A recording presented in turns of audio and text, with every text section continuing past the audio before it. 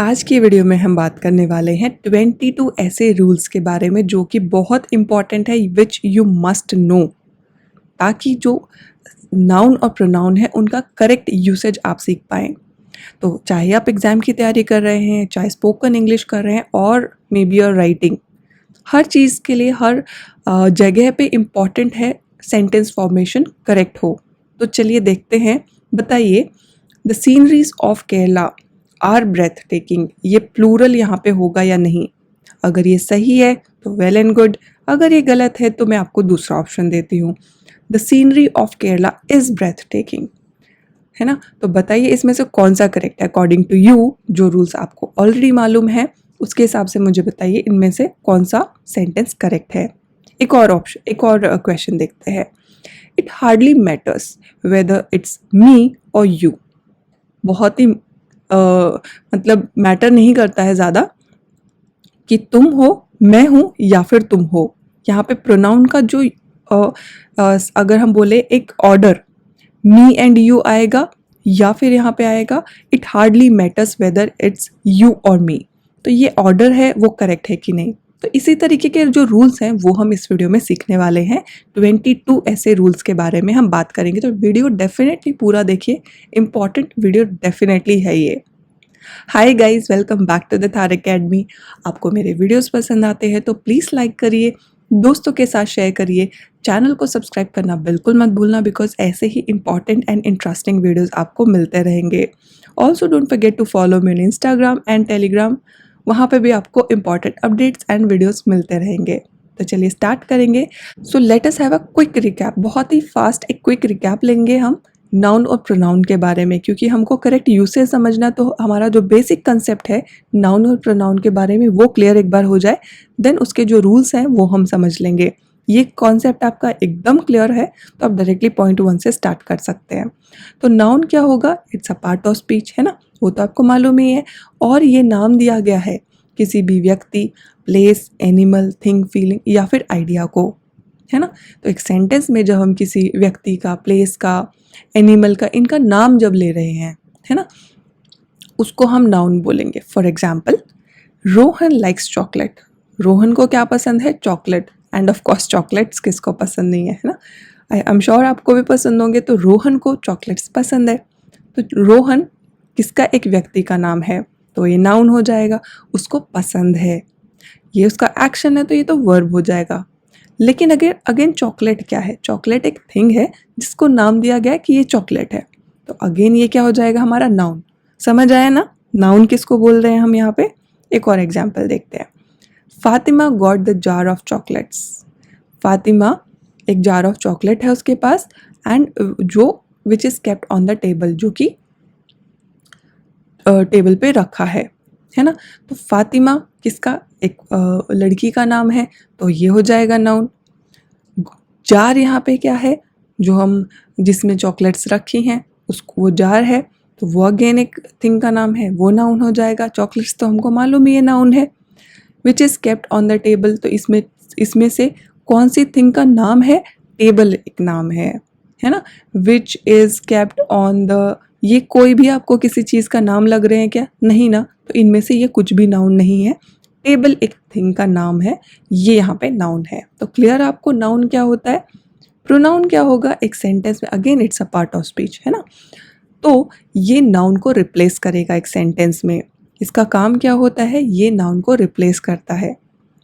और कब करता है? नॉर्मली मोस्टली एक सेंटेंस में एक जो पैराग्राफ है, जब इसका रिपीटिशन हो रहा होगा नाउन का, नॉर्मली वहाँ पे इसको रिप्लेस करता है ना। तो जब भी हम एक नाउन को सब्जेक्ट में यूज़ करेंगे, प्रोनाउन को, आई एम सॉरी, जब हम एक प्रोनाउन को सब्जेक्ट में यूज़ करेंगे, तो अगर मैं मेरे बारे में बात कर रही हूँ, तुम्हारे बारे में बात कर रही हूँ, हमारे बारे में बात कर रही हूँ, उनके बारे में, तो इस तरीके से जब हम बात करेंगे तो प्रोनाउन कौन से यूज़ होंगे? I, you, we, they, he, she, it. लेकिन वही प्रोनाउन, है ना, उसी व्यक्ति के बारे में बात करते हुए उन्हीं प्रोनाउन को हम एज अ ऑब्जेक्ट जब हम यूज़ कर रहे होंगे, तो हमारे जो प्रोनाउन हो जाएंगे वो हो जाएंगे me, you, them, him, her, it, है ना। तो ये इनका भी फॉर्म चेंज होता है। Clear? What are countable nouns?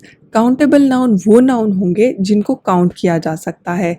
1 2 3 4 5 6 7 ऐसे काउंट किया जा सकता है। तो basically countable noun can be counted, count किए जा सकते हैं, इसीलिए वो सिंगुलर भी होंगे और प्लूरल भी होंगे। तो दोनों तरीके के सिंगुलर प्लूरल नाउन एग्जिस्ट करेंगे काउंटेबल नाउन में, राइट?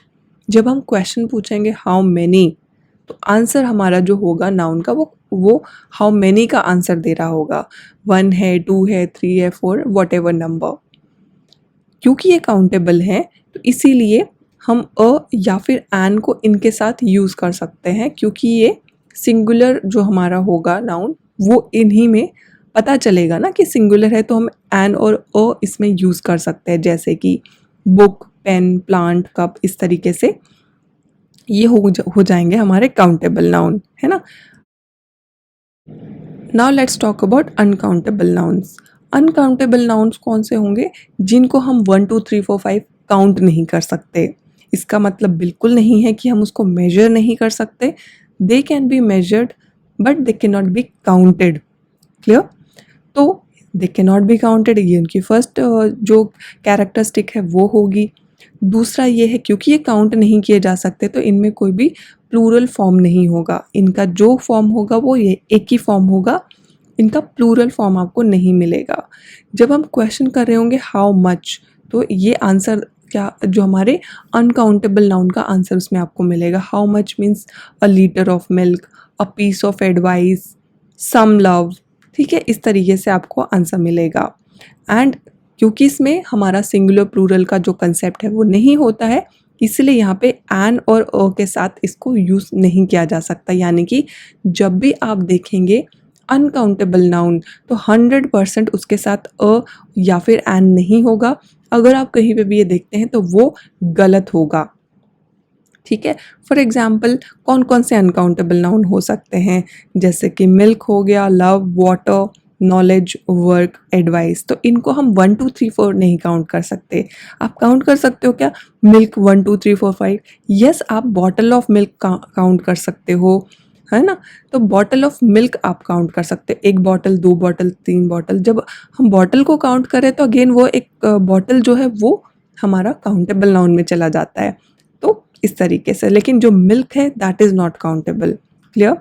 लेकिन जब भी हम बात कर रहे होंगे कि कैसे ये मिल्क को हम एक सेपरेट एंटिटी में एक आइटम या फिर यूनिट के तरीके से जब हम बात करेंगे, चाहे वो नॉलेज हो किसी भी बात इस तरीके से, तो हम कैसे बात करेंगे कि जैसे कि अ पीस ऑफ नॉलेज, तो न्यूज़ होगा, है ना?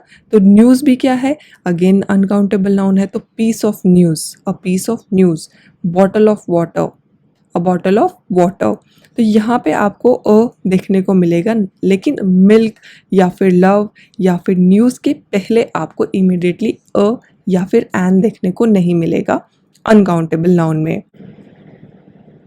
Now let's see some examples. हमारे जो अनकाउंटेबल नाउन है हम उनको कैसे करेक्टली यूज़ कर सकते हैं।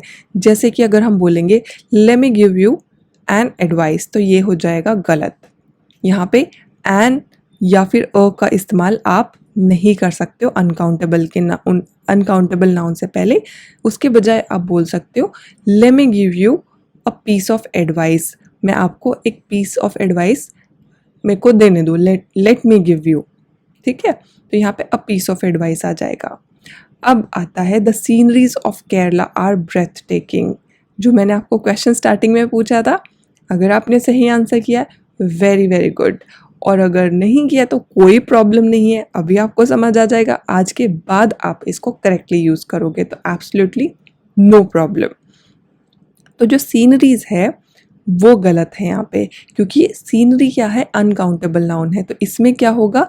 प्लूरल फॉर्म नहीं होता है। अनकाउंटेबल नाउन में प्लूरल फॉर्म जो है वो नहीं होता है, इसलिए सीनरीज यहाँ पे नहीं आएगा। लेकिन यहाँ पे क्या करेक्ट होगा? The scenery of Kerala is breathtaking. जो केरला की सीनरी है वो बहुत ही ब्रेथ टेकिंग है, यानी ब्यूटीफुल है, ठीक है? तो ये आपका आई होप ये कंसेप्ट आज क्लियर हो गया, और आज के बाद तो आप कभी भी इसको गलत यूज़ कर ही नहीं सकते। I can assure you right now, है ना?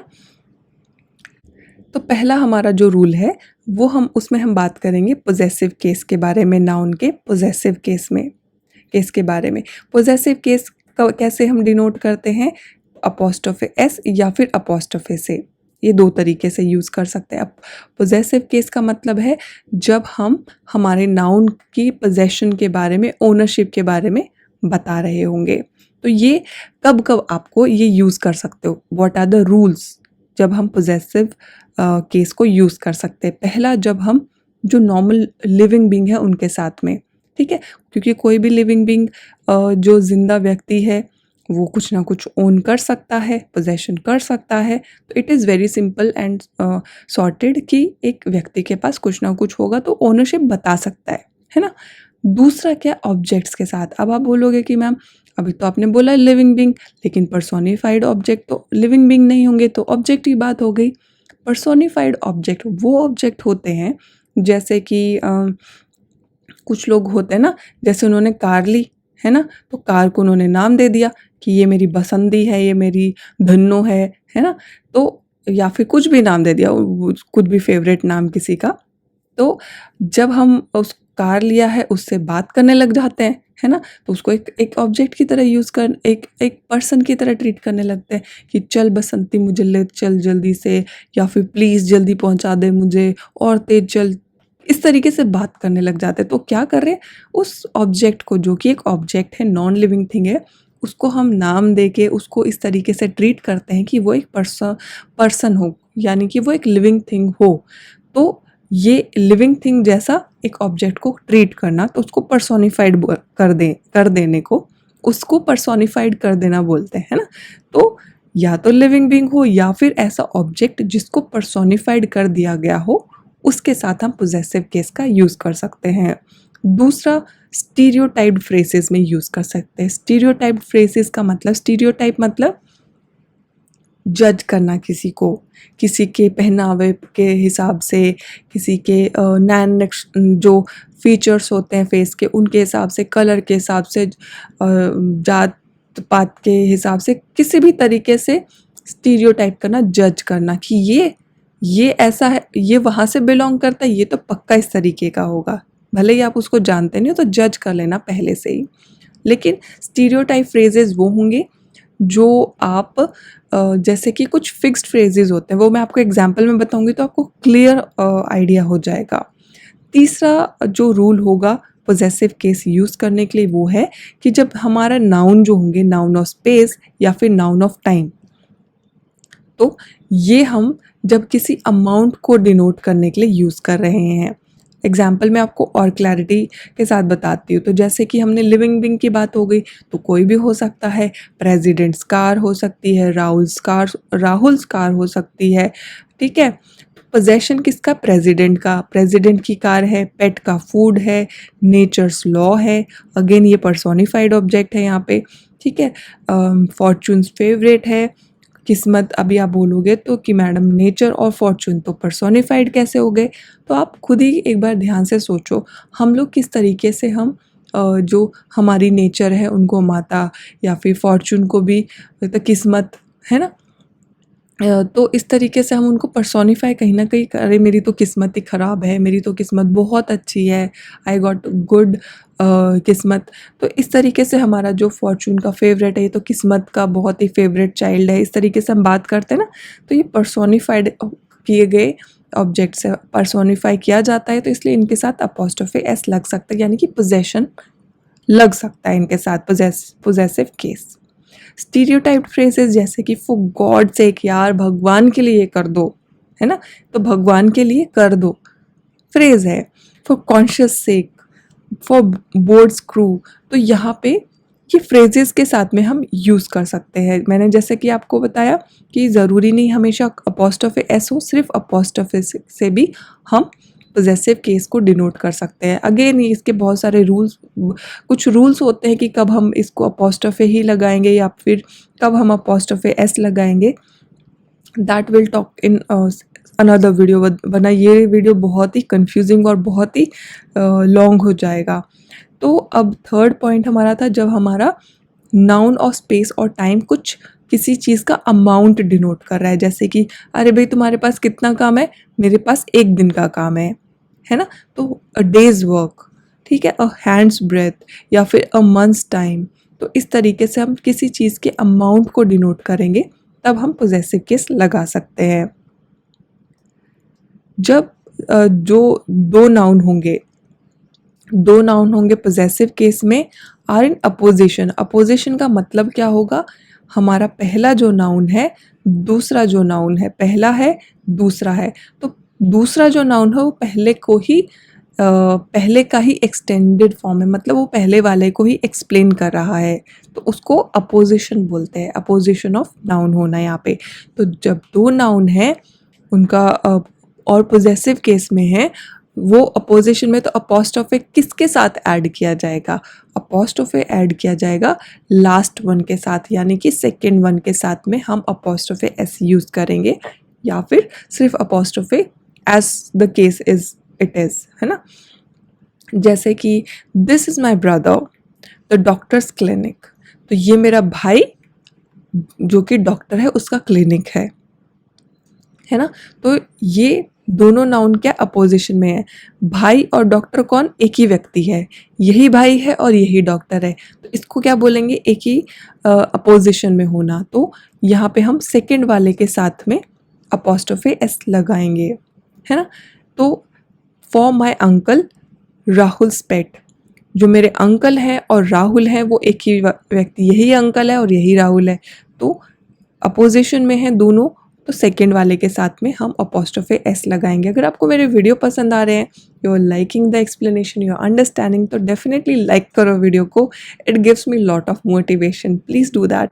नेक्स्ट रूल इज, जब हमारा एक नाउन जो है उसको क्वालिफाई किया जा रहा है बाय टू पोजेसिव नाउन्स, ठीक है, तो दोनों के साथ में पोजेसिव साइन लगेगा।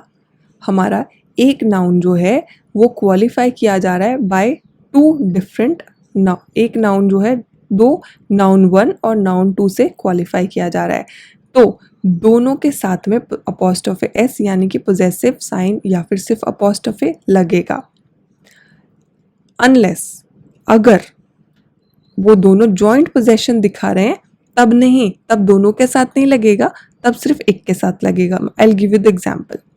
जैसे कि यहाँ पे बेकरी है, बेकरी हमारा एक नाउन है ना, तो ये इसको क्वालिफाई कर रहे हैं दो नाउन, है ना, राम एंड राहुल, दो नाउन, दो लोग। लेकिन राम एंड राहुल्स बेकरी अगर हम बोल रहे हैं, इसका मतलब राम और राहुल दोनों ओन कर रहे हैं इस बेकरी को, यानी कि जॉइंट पोजेशन है। अगर जॉइंट पोजेशन है तो सिर्फ जो सेकंड वाला है उसके साथ में अपोस्ट्रोफे एस लगेगा। अगर सेपरेट है, जैसे कि राम्स एंड राहुल्स, इनका सेपरेट जो स्पिरिचुअल जर्नी है सेपरेट है, राहुल की अलग है, राम की अलग है, तो इनका अपोस्ट्रोफे एस जो पोजेशन है वो अलग लगेगा, है ना। Both will have possessive sign. अगर जॉइंट पोजेशन है, जॉइंट है तो सेकंड वाले के साथ में लगेगा। क्लियर। नेक्स्ट रूल, जो हमारा कॉम्प्लीमेंट होता है in two formal form of complement. यहाँ पे कॉम्प्लीमेंट क्या होता है, हमारा जो इंट्रांजिटिव वर्ब होता है उसके बाद में एक सेंटेंस को मीनिंग देने के लिए जब हम कोई वर्ड को यूज़ करते हैं तो उसको कॉम्प्लीमेंट बोलते हैं, है ना, कॉम्प्लीमेंट ऑफ वर्ब। तो बेसिकली इंट्रांजिटिव वर्ब के बाद में जिसको लगाया जाता है उसको कॉम्प्लीमेंट बोलते हैं।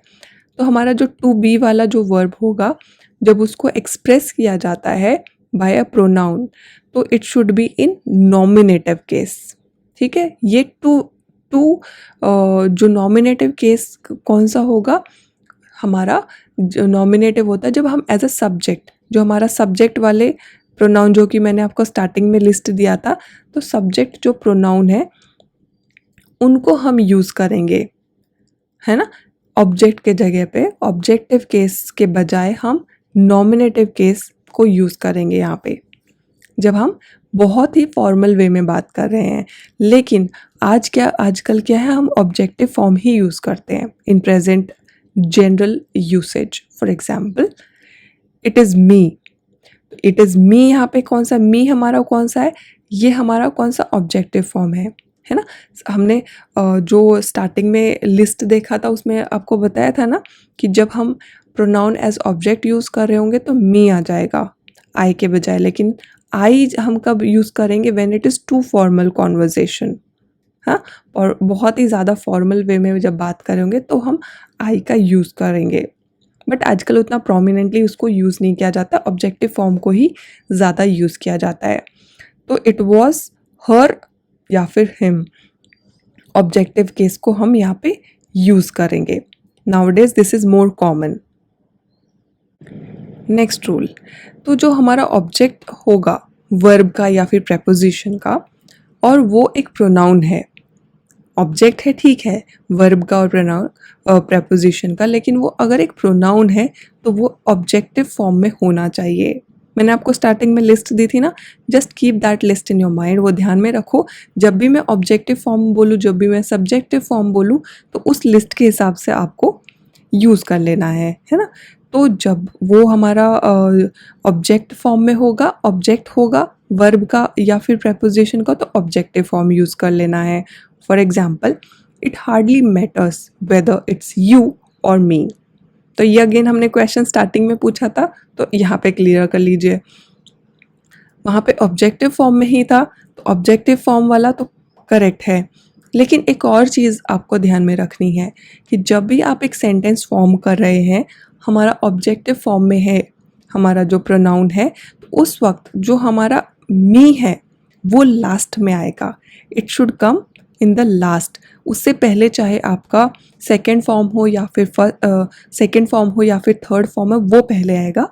मी जो वो है फर्स्ट फॉर्म है, जो वो लास्ट में आएगा, ये ध्यान में रखो। तो ऑब्जेक्टिव फॉर्म में रहेगा वो सही है, लेकिन मी जो है वो लास्ट में आएगा। तो हार्डली मैटर करता है कि तुम हो या फिर मैं हूँ, यहाँ पे ऑब्जेक्टिव फॉर्म में हमारे प्रोनाउन यूज़ किए जाएंगे। Shall you and me go together, क्या तुम और मैं साथ में जाएं क्या? क्वेश्चन है यहाँ पे। It's getting tough for her and me, ये टफ होता जा रहा है उसके लिए भी और मेरे लिए भी। तो हम जब ऑब्जेक्टिव फॉर्म में यूज़ कर रहे हैं तो कौन से हमारे फॉर्म्स यूज़ हो रहे हैं प्रोनाउन के? Objective form. एज ऑब्जेक्ट जब हम इसको यूज़ कर रहे हैं तो हमारे प्रेपोजिशन हो गया या फिर हमारा जो वर्ब है उसके साथ में हम इसको एज ऑब्जेक्ट यूज़ करेंगे, तो ऑब्जेक्टिव फॉर्म में यूज़। नेक्स्ट रूल, जब भी हमारा जो प्रोनाउन है वो डायरेक्टली देन और एज के बाद में यूज़ किया जा रहा है तो ऑब्जेक्टिव केस को यूज़ करना है, अनलेस उसके बाद में एक वर्ब भी आ जाए। किसके बाद में? प्रोनाउन के बाद में।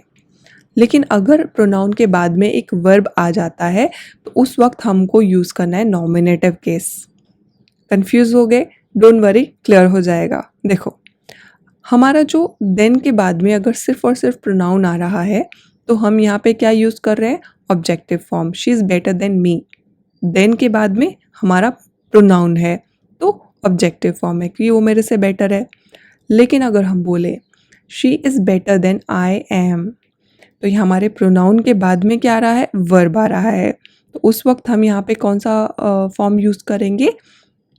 नॉमिनेटिव, या फिर हम इसको सब्जेक्टिव फॉर्म भी बोलते हैं। लेकिन ये वाला जो तरीका है बहुत ही फॉर्मल है और ओल्ड फैशन्ड है।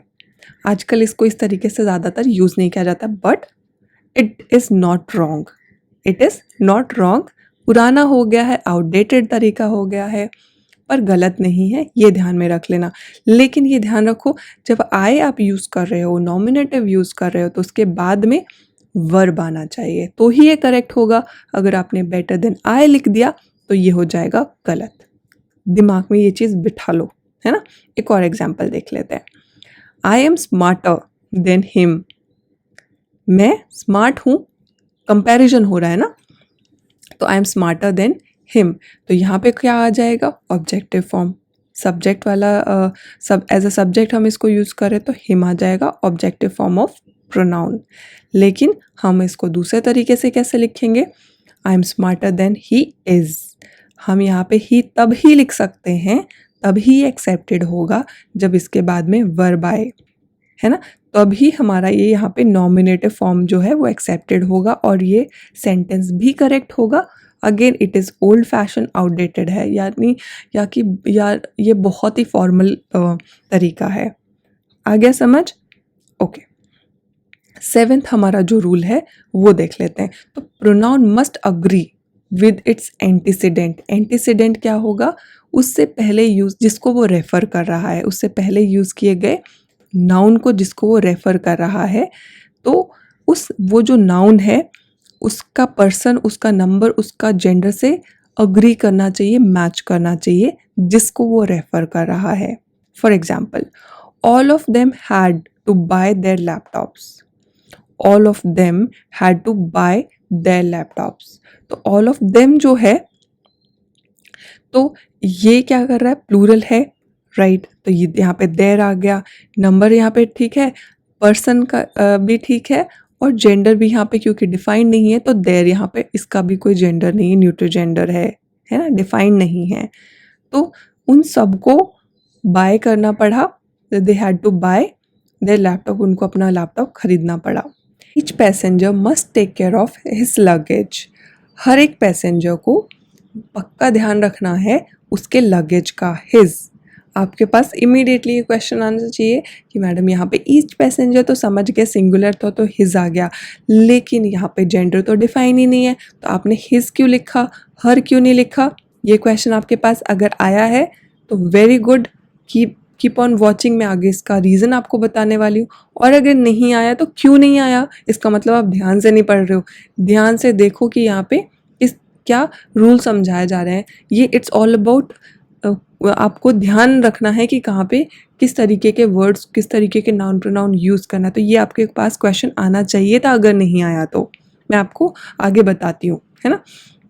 नेक्स्ट हमारा रूल बोलता है कि anybody, everybody, everyone, anyone, each, इस तरीके के जो हमारे प्रोनाउन होंगे, तो हमारे जो प्रोनाउन होंगे, प्रोनाउन ऑफ मैस्कुलिन और फेमिनिन जो होंगे, जेंडर यूज़ किया जाएगा इनके साथ में अकॉर्डिंग टू कॉन्टेक्स्ट।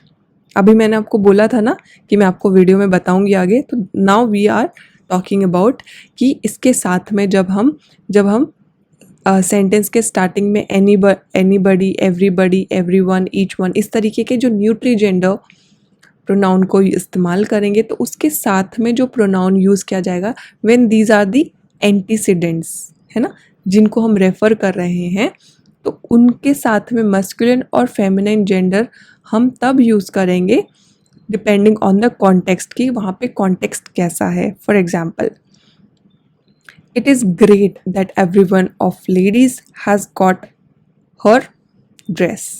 तो एवरीवन यहाँ पे हम रेफर कर रहे हैं हर एक को, लेडीज़ हमको बता रहा है जेंडर, है ना, जेंडर है, इसलिए हम यहाँ पे हमारा फेमिनाइन जेंडर को हम यूज़ कर रहे हैं। लेकिन अभी भी आंसर नहीं हुआ कि मैंने वहाँ पे हिज क्यों लिखा था। Keep on watching.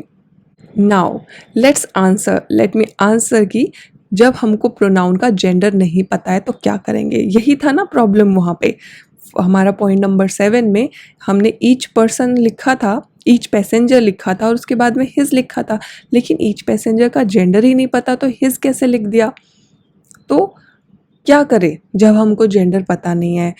Point number 8 में हमको लेडीज़ का जेंडर पता था, फेमिनाइन था, उसके बाद में हमने हर लिख दिया था, जेंडर पता था, लेकिन पॉइंट नंबर 7 में हमको जेंडर नहीं पता था, इसलिए हिज लिखा था। तो वो इसी का आंसर मैं बताती हूँ कि क्यों हमने हिज लिखा था और क्या करेंगे हम जब जेंडर नहीं पता है। तो कुछ ग्रामरियन ये बोलते हैं कि जो प्रोनाउन ऑफ मैस्कुलिन जेंडर हमको यूज़ कर लेना है, तो क्योंकि जो हमारा जो सिंगुलर है, कुछ सिंगुलर प्रोनाउन का कोई भी थर्ड पर्सन में ऐसा कोई भी हमारे पास प्रोनाउन नहीं है जो मेल और फीमेल दोनों को रिप्रेजेंट करता हो। इसीलिए जब हमको नहीं पता है कि जेंडर क्या है हमारे प्रोनाउन का, तो उस वक्त क्या हमको प्रोनाउन कौन से जेंडर में हमको यूज़ करना है, तो उस वक्त हम बिना सोचे समझे सीधे सीधे हमको मैस्कुलिन जेंडर का इस्तेमाल कर लेना चाहिए। ऐसा कुछ ग्रामरियन का सोचना है, बोलते हैं, एंड ऐसा होता भी है। आप नॉर्मल अगर पढ़ेंगे तो it has become a kind of rule now a days. जैसे कि can anybody can do his job, हमको नहीं पता एनीबडी में कौन है, फीमेल है कि मेल है, तो उसके साथ में हम हिज कर लेंगे यूज़, है ना। तो मैस्कुलिन जेंडर को अब यूज़ कर लेंगे। Everyone can have what he wants, तो हम मैस्कुलिन जेंडर का यहाँ पे प्रोनाउन का यूज़ कर लेंगे। बट नाउ-अ-डेज़ आजकल की ग्रामर में ये है, कुछ ग्रामेरियन ने बोल दिया था खाली मैस्कुलिन यूज़ कर लेना, लेकिन आजकल इनके साथ में प्लूरल फॉर्म ऑफ प्रोनाउन को यूज़ किया जाता है, क्योंकि जेंडर नहीं अगर पता है तो प्लूरल फॉर्म में दे, देयर, देम इस तरीके से यूज़ कर लिया जाएगा, अनलेस जो हम लिख रहे हैं, जो हम बोल रहे हैं वो बहुत फॉर्मल यूसेज ना हो। इन जनरल स्पोकन में हम जनरली दे, देयर, देम इस तरीके के प्लूरल जो प्रोनाउन है उनसे काम चला देते हैं, है ना। बहुत फॉर्मल है तो आई वुड रिकमेंड कि आप मैस्कुलिन जो फॉर्म है उसी को यूज़ करें। तो हम कैसे यूज़ करते हैं आजकल, एवरीवन इज़ अलाउड, देखो यहाँ पे इज़ है लेकिन यहाँ पे देयर आ गया, प्लूरल फॉर्म को हम यूज़ कर लेंगे। तो एवरीवन इज़ अलाउड कि वो अपना ड्रीम पूरा कर ले। Each one of them got their lunch, हर कोई अपना लंच, वो अपना सब लंच लेके आए हैं। अगर आपको मेरे वीडियो पसंद आ रहे तो डेफिनेटली सब्सक्राइब करिए चैनल को। Everyone finished work as fast as they could, हर किसी ने अपना काम ख़त्म कर लिया जितना जल्दी से जल्दी वो कर सकते थे। 9th रूल, इंडेफिनिट जो हमारा प्रोनाउन है वन, उसको हमको यूज़ करना है एक सेंटेंस में थ्रू आउट, कि अगर आपने एक बार वन यूज़ कर लिया तो आप ही शी नहीं लगा सकते, फिर आपको वन को ही यूज़ करना है। For example, one has to be careful about what one says, अगर आपने एक बार वन यूज़ किया तो बाद में भी वन को ही यूज़ करना है, आप ही या फिर शी इस तरीके से यूज़ नहीं कर सकते। तो एक आदमी को केयरफुल रहना चाहिए, एक व्यक्ति को केयरफुल रहना चाहिए कि वो क्या बोल रहा है। One must not indulge in one's praises, खुद की तारीफ में ही खुद ही अपनी तारीफ नहीं करना चाहिए। One must put one's best foot forward to achieve one's dreams, एक व्यक्ति को अपना बेस्ट जो एफर्ट है, बेस्ट फुट फॉरवर्ड रखना चाहिए, ताकि वो अपने ड्रीम को अचीव करने के लिए बेस्ट फुट उसको यूज़ करें, यानी कि अपना बेस्ट पॉसिबल देना चाहिए। क्योंकि वन जो है उसका फॉर्म नहीं है, है ना। अगर हमने यहाँ पे मान लो राहुल यूज़ किया होता तो ये नाउन है, तो इसके साथ में हम ही लगा देते, है ना। पारुल यूज़ किया होता तो शी लगा देते, लेकिन क्योंकि वन जो है उसका कोई भी ऑल्टरनेट फॉर्म नहीं है, उसका कोई प्रोनाउन नहीं जो उसको रिप्लेस कर दे, तो आप एक सेंटेंस में देखो वन वन वन ऐसे बार बार रिपीट होता है, तो it creates a sense of repetition in a sentence. तो इसीलिए उसको अवॉइड करने के लिए बेटर है आप इसको कम से कम यूज़ करें, चाहिए तो छोटे छोटे सेंटेंस में यूज़ करें, ऐसे लेंदी सेंटेंसेस में वन को ना ही यूज़ करें तो अच्छा रहेगा। सो आज की वीडियो में हम, क्योंकि बहुत लेंदी वीडियो हो जाएगा, तो नेक्स्ट वीडियो में हम कंटिन्यू करेंगे रिमेनिंग रूल्स। तो hope it is helpful, this video is helpful to you. अगर मेरे वीडियो पसंद आ रहे हैं तो सब्सक्राइब करिए, लाइक करिए, अपने दोस्तों के साथ शेयर करिए एंड चैनल को भी सब्सक्राइब करें। I will see you very soon, मैं बहुत ही जल्दी में भी इन अ डे और टू आपको नेक्स्ट पार्ट भी अपलोड कर दूंगी, तो आप कंटिन्यूशन में देखिएगा वीडियो को। Till then I will see you very soon, till then bye bye, take care.